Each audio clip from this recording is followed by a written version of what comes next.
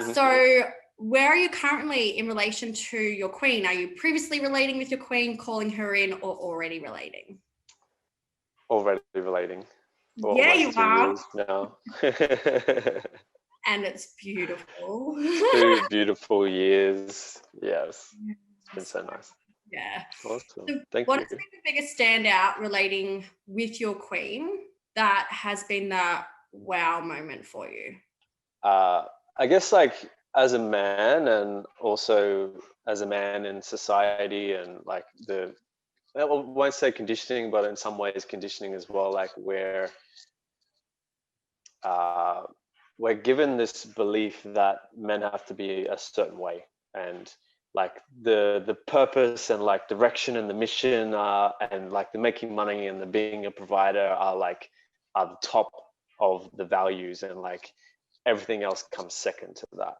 And so what I'm learning now is like how so important and so valuable, and which, something I would have, looked over, or something that I think was like, why isn't that a thing? Why haven't I, prioritized the depth of intimacy and emotional depth and connection, and like treating the intimacy in the relationship as equally as important and as valuable for the mission to deepen the relationship and the intimacy as much as possible, and how that gets to be like the essence and the fruit that nourishes me into my purpose and my mission. And like if it's so ingrained and focused into like, this is my main piece, this is where I'm going, this is my purpose as a man, if that's the only focus, then I'm leaving so much of what life has for me to experience, and on both ways. It's like if I'm only going this way, then I'm missing out on the love and like how much that can nourish me. And if I'm going deep into this realm, like how much that's going to nourish me into this realm as well. And so that's been profound for me right now. And it's still like such a lean in. So that would be it for me. I love that. Like, wow. I love that so much. Thank you so much for sharing that. And this isn't part of that, but I just want to just comment on how, I've witnessed men so often have that conditioning that it is about providing. And I love that you shared that, because it is so important to actually enjoy life as a man, rather than just go to work, provide, come home, be exhausted because you're doing 10, 12-hour days and you don't have anything left. So I love that that's the first thing you share. Thank you. So what is the biggest obstacle you have overcome personally to be able to allow this sacred union in? To simplify it in a 3-word sentence or a 4-word, is to own my shit. Yes. And so like there's so many words, that so many different things and experiences that come into owning my shit. And one of them is like really getting in touch with my own self, and loving myself and what I require, or what I need for myself to be able to attract that. Like I see so many people out there that are have just such an idealistic view, and that's okay, of what their partner or who they are calling in, and like, I'm ready for this kind of person that has these qualities and these traits, and like that all of these things. But was I actually being that for myself? And until I did that work on myself, and it wasn't like it happened instantly, but that's when things started to happen. And that's when it's like, that one day where I first connected with them, I was like, oh fuck, this is cool, this is deep, this is amazing, I haven't experienced this before, and I'm worthy of this. And I'm not like, there's no part of me that's like, oh shit, okay, that's a bit too deep for me, and I'm just gonna I'm just gonna play in the comfort zone of yeah, let's just have sex and let's have, have a bit of fun, or you know what I mean. So yeah, that'd be that. And I think a big piece for me was the spiral as well. Like I say to Emerald all the time, I was like, I don't think I would ever met you if I hadn't been through that. And there's so many different pieces that, well, for me, needed to be worked on, that just kind of came through in that process. Love and sexuality and like all these, business and all these different things that shifted. And then, when that point of readiness was there, of like, okay, it's time. Emma was ready as well. It's like, so I guess in short, again, was just to own my shit and be who I needed to be or be in alignment with that of that which I wanted. And it's so cliche, and everyone says it, like, are you the vibrational match of that which you're calling in? And that's the truth of it. Like, really, that's how it happens. And it's just boom. Yeah.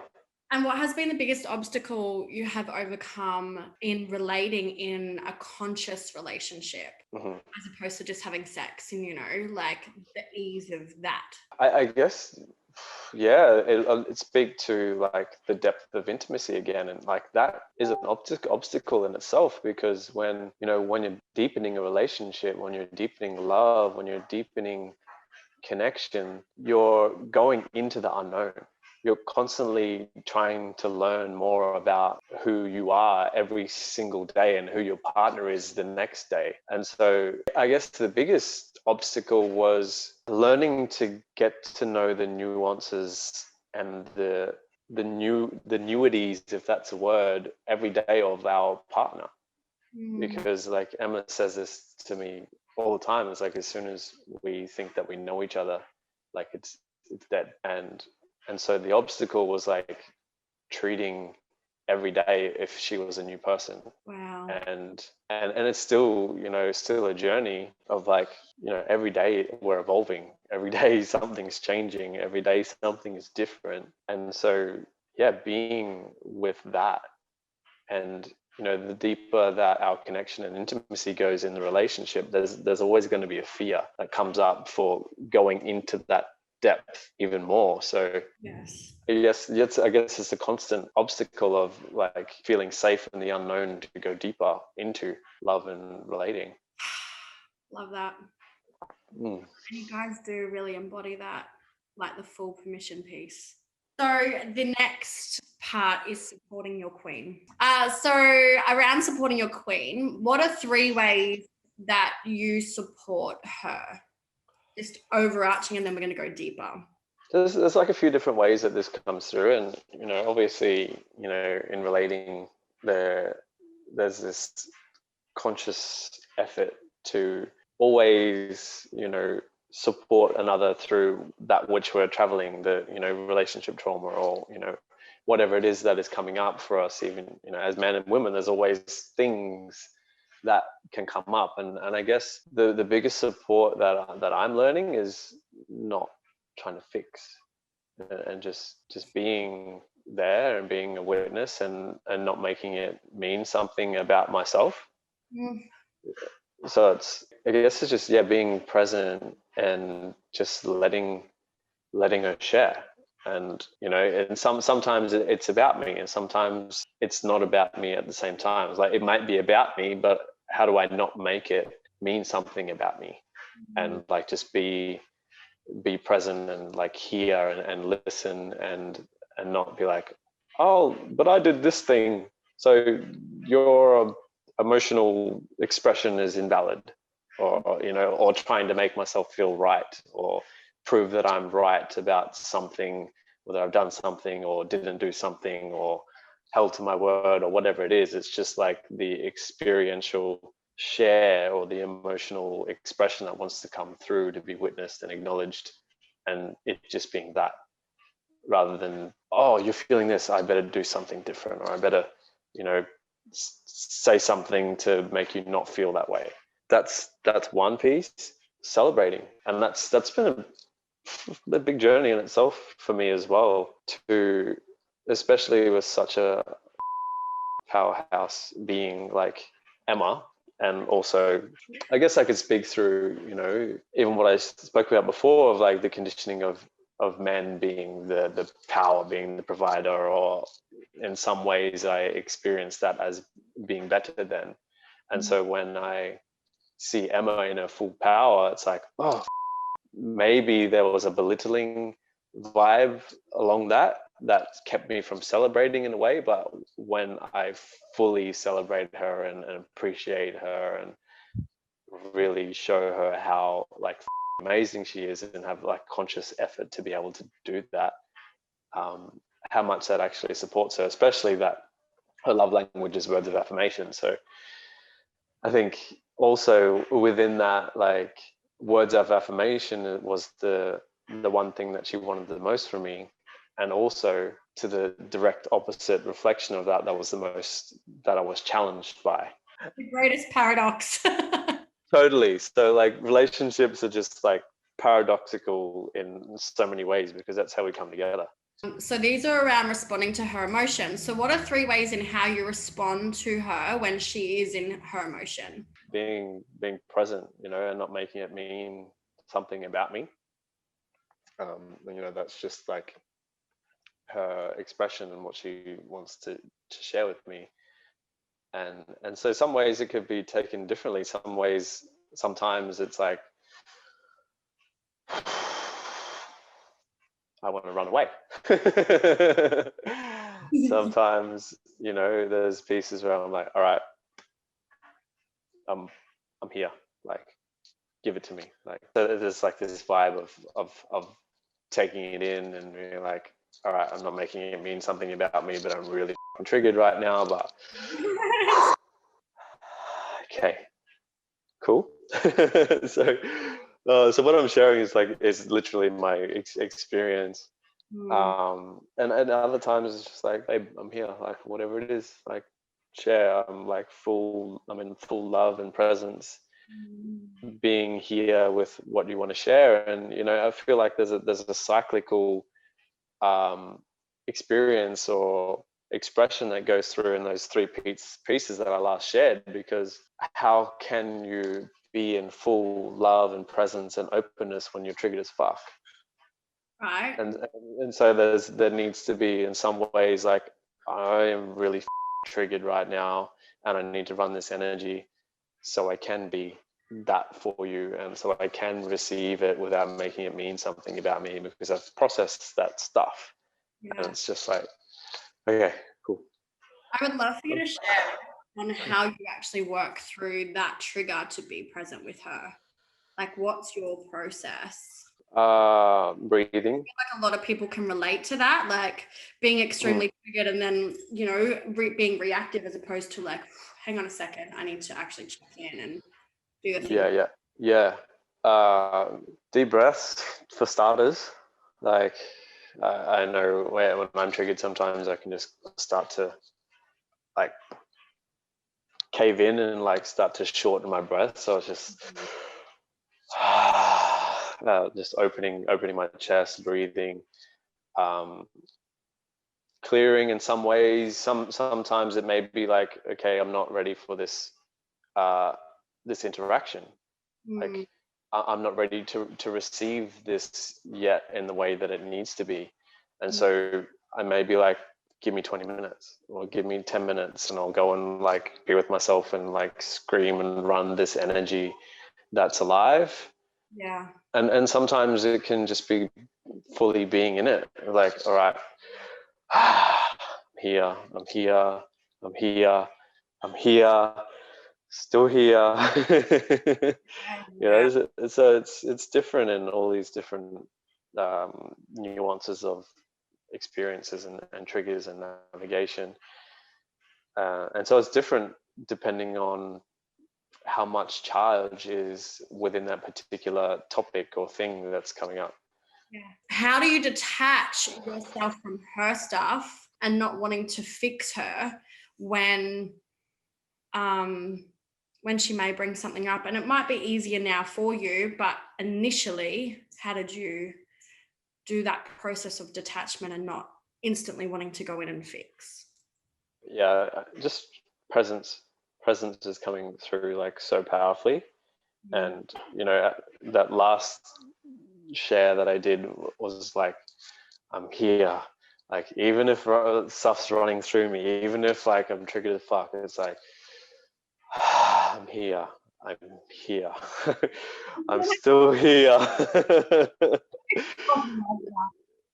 Yeah, and that's just it. It's what I feel is presence and breath, and just letting the energy run through, and not wanting to go, but this, but this, but this. It's just, okay.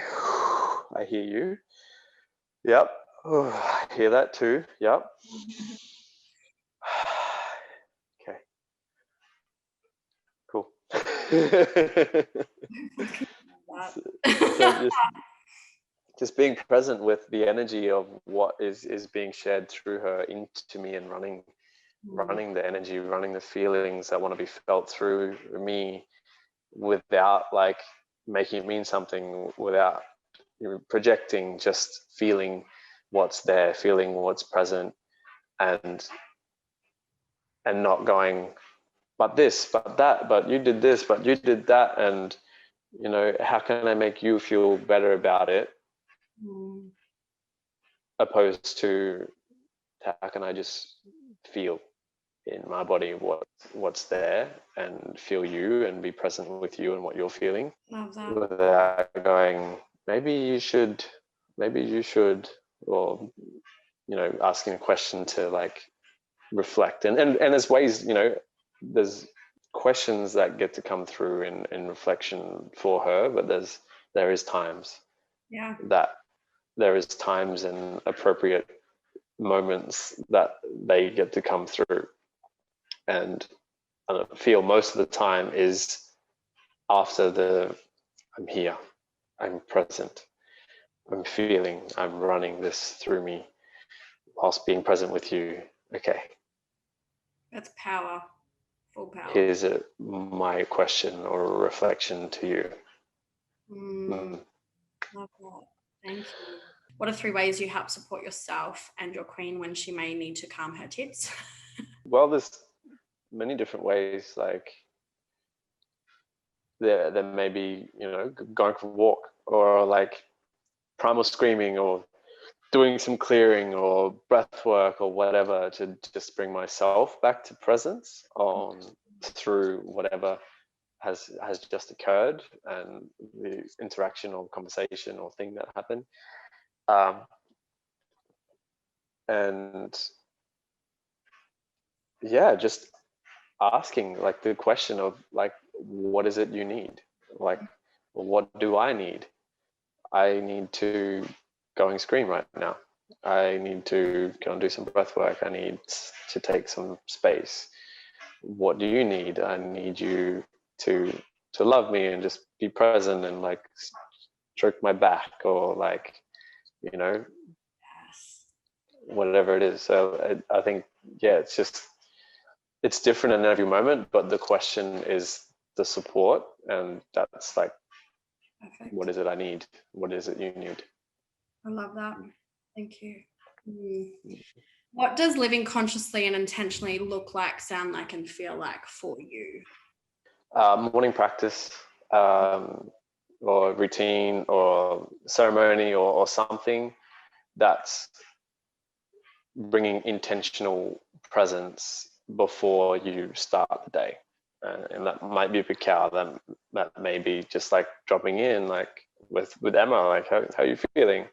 You know, what was your dreams like? Or you know, just setting like a container for myself, whether that's yoga or going for a walk or training, and just like setting an intention for the day, and setting an intention for literally everything. You know, like before we do an interview, it's like, cool, my intention before, you know, I even jumped on here, it's like my intention is to be open and present and truthful. And, you know, after that, my intention is to, you know, allow what wants to come through for me for the day. So I guess, yeah, like segmenting intentionality of like, what was my intention of the day? was my intention for this next 90 minutes, like really being clear and creating our reality, and the more that we speak to what we want, the more we're directing our being and our mind to create that in our world. It's like, good old Joe Dispenza is like, the thought sends a signal out for the creation of what we want, and the feeling or the emotion draws the experience back. So it happens. So yeah, like thinking and feeling, I want this, how does it feel? I want this, how does it feel? And just like, that is the embodiment. It's like not just writing and journaling things where we're just reading and like, oh yeah, I have an amazing partner and I made this much money today and this year was the biggest I ever had in my whole entire life. I cannot believe my life right now. What is this? So monotone too.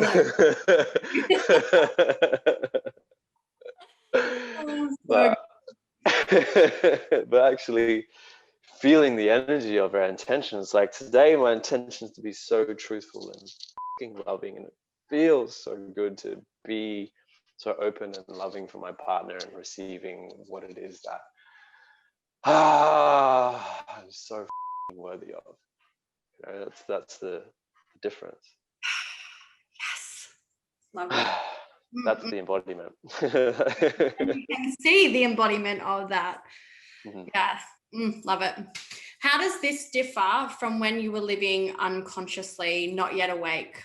The difference is not experiencing life through our body, not experiencing emotion and every nuance and differentiating feeling that we can experience. It's just like, I am only going to be positive today and I'm only ever going to be positive. And so when we do actually feel sad, there's like this shame and this guilt of like, I should be happy and I should be positive and I should be this and blah, blah, blah, blah. I guess there was, sabotage, or there's goals that I would set and I'd just fall back on it, or, things that I would create that it would never happen because I would guilt myself for not being there, or I had to have a shit day and it's like, oh, well, if I can't be happy when this thing happened, like, why am I worthy of what I actually want? Yeah, I love that. What did your life look like before, when you were, let's say, asleep or not conscious? Just doing a lot of things that I didn't want and didn't know that there was anything else apart from that. And, like back then, I didn't even know what these words meant. What is living consciously? What is setting intention? Like, what even is happiness without drugs or alcohol?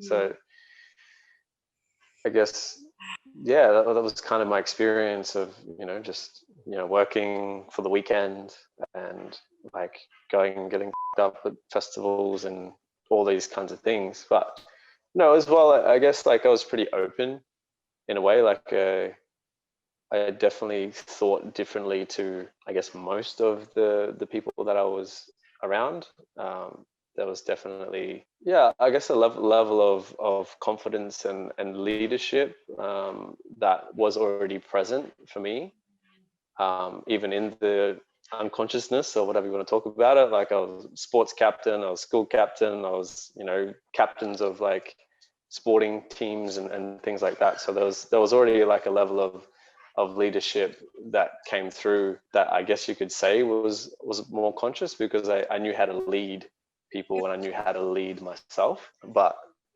I guess, in ways there was still just not knowing, there was something possible out of working every day and then having fun on the weekend, and that being the life. Perfect. So how does being more intentional in your life impact how you show up for yourself and for your queen now, as opposed to previous relationships and relating? It's everything, intention brings a level of presence, and presence allows things to be present with that which wasn't before.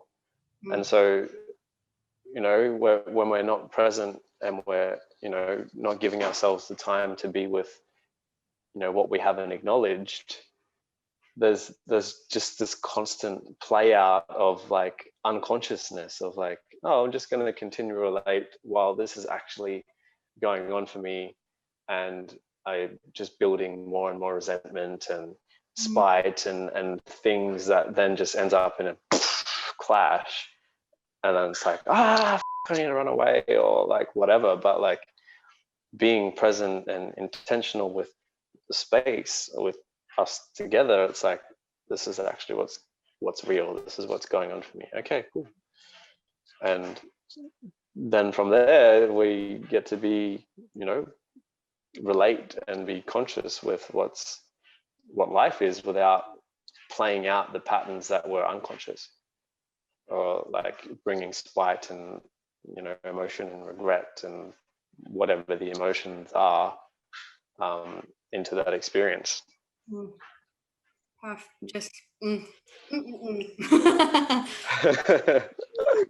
What is your understanding of wounding, firstly, for those who probably don't understand what that word even means? I guess it's like just being unconscious of the experiences that we've had that have shaped our reality within what we're experiencing now. Boom. And so whether that's around love or shame or confidence or receiving, giving, loving, whatever it is, there is always an emotional pattern that which we've learned around that particular word or experience that creates our reality with it. And so whether it's loving someone, every time we experience deep love, there may be fear or there's shame or there's guilt. And so when we experience love, it's like, oh no, I better like, run away, or, you know, whatever that pattern may be, or that behavior that comes from the emotional charge to that particular thing. So that's what I would say wounding is. It's just like unconscious patterns and behaviors playing out with whatever it is that we're doing or experiencing.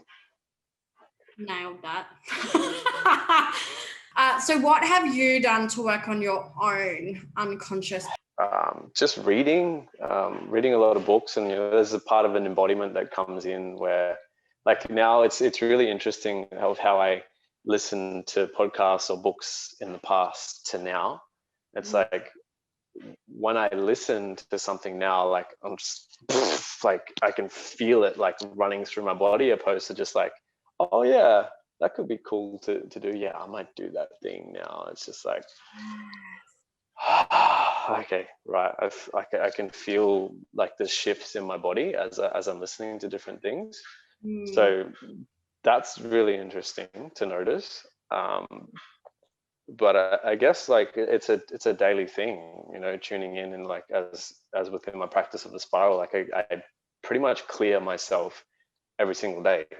And so with what I do, it's like, cool, testing into my base, testing into my heart, like what emotions are present there, how clear is it? Okay, let's clear it.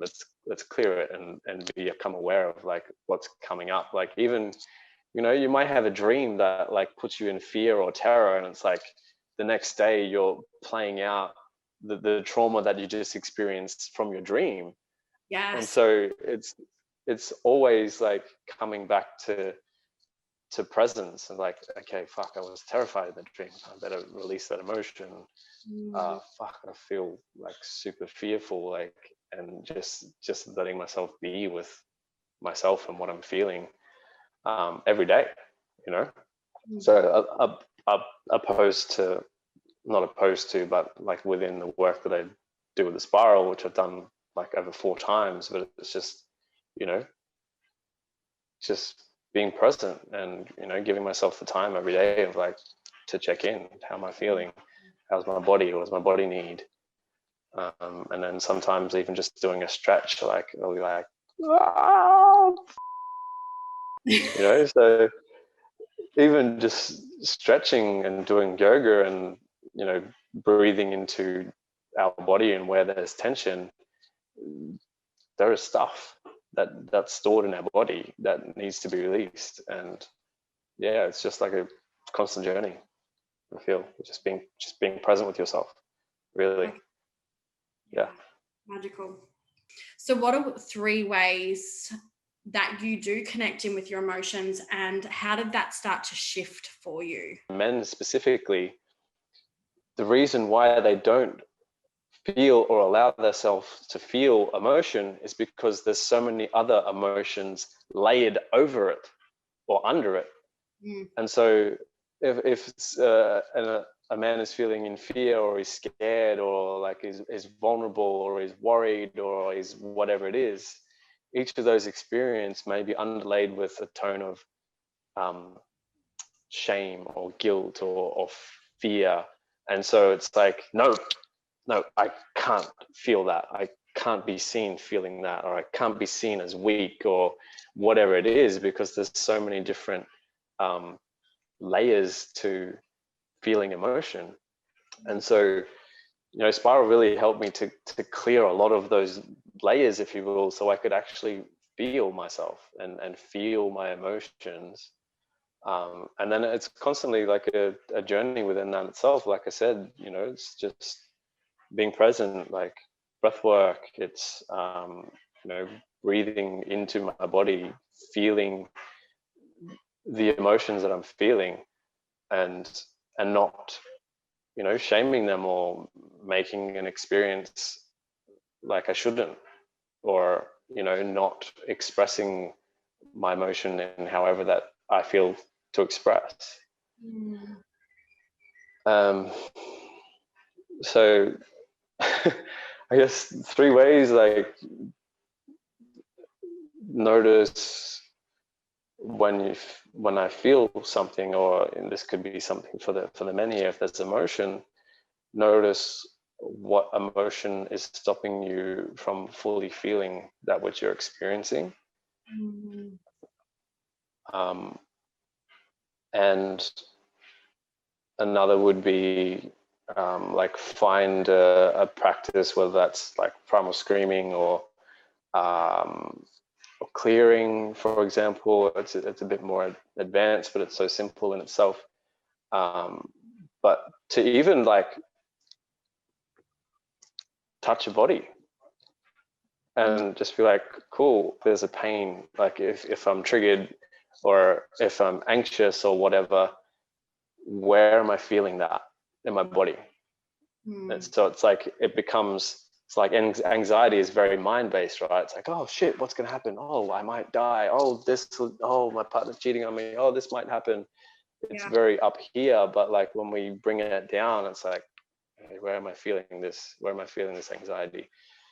Okay. And then the up here is just like gone, and just become present with the emotion. And when we feel it, opposed to just thinking, then we can let it go and realize that what we thought was going to happen or wasn't going to happen is just whatever. Okay, cool, good. Thank you. Welcome. So I don't know if that was 3 ways, but I just like rambled all of them in one. So what does your ego look like, sound like, and feel like for you? The first thought that comes through was like, I don't have an ego.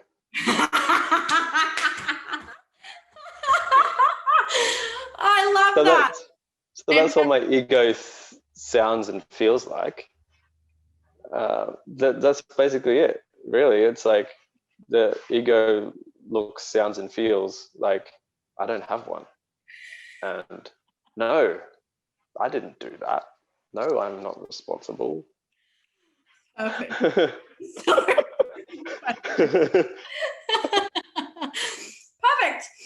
Perfect. What impact does your ego have on your queen and others when you're coming from that place rather than from your heart space? It's exactly that. Like not taking responsibility for my emotions or my actions, or bringing presence to what is actually happening, and the truth of that, opposed to like making it mean something, or like trying to get my way out of it, or like, no, I'm not doing that thing, or whatever. It's just like, okay, Beautiful. Gotcha. Noted. And how do you catch yourself when you may have those moments of like, oh, that's not me, or like whenever ego may show up? After I catch myself, I would be, maybe doing some clearing, or like, being aware of what's coming up, or like sharing it, or, just being real with it. Like I think the biggest piece is just like sharing the truth of what comes through. So like that's the ego in itself.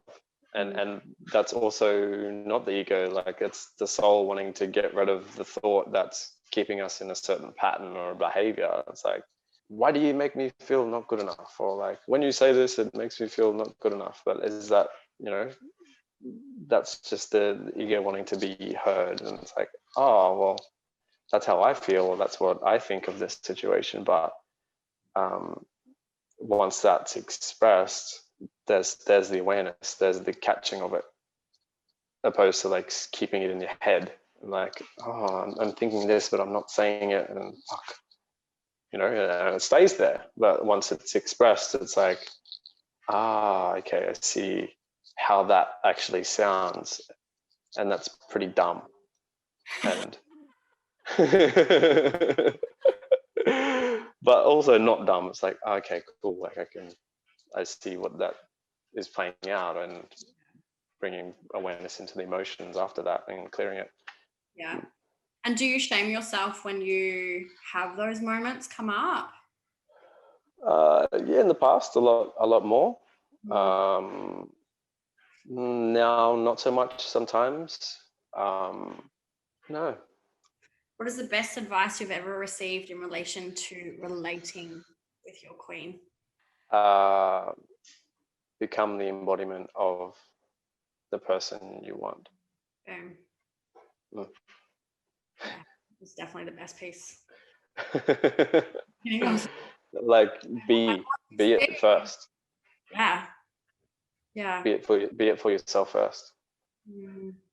Yes. Amazing, brother.